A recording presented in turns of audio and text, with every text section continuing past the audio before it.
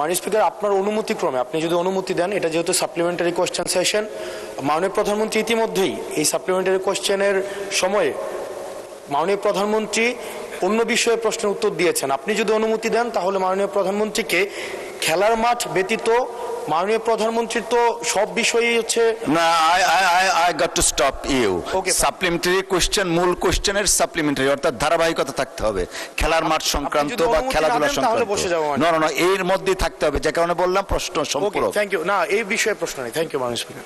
You are very welcome.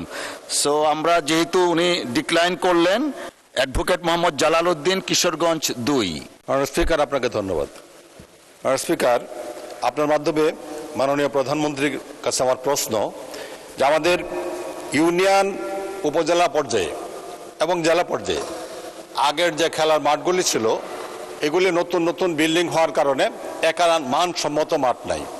মাঠের আকার হয়ে গেছে ছোট, সেখানে ছেলেমেয়েরা খেলাধুলা করে যেরকম বড় টুর্নামেন্টে অংশগ্রহণ করতে পারে না, ঠিক তেমনিভাবে খেলার উপযোগী অনেক নাই। আমরা মাননীয় প্রধানমন্ত্রীর কাছে আমার প্রশ্ন যে ইউনিয়ন লেভেলে, উপজেলা লেভেলে নতুন করে মাঠ করার, বরাদ্দ দেওয়ার কোনো পরিকল্পনা আছে কিনা বর্তমান সরকারের? ধন্যবাদ মাননীয় সদস্য। মাননীয় প্রধানমন্ত্রী। ধন্যবাদ মাননীয় স্পিকার। মাননীয় সংসদ সদস্য, আপনাকে ধন্যবাদ আপনার প্রশ্নের জন্য।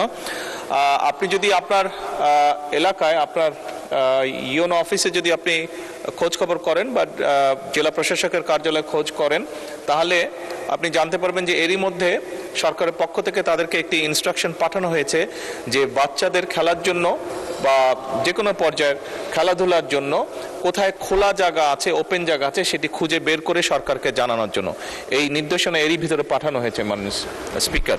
ধন্যবাদ। ধন্যবাদ মাননীয় প্রধানমন্ত্রী।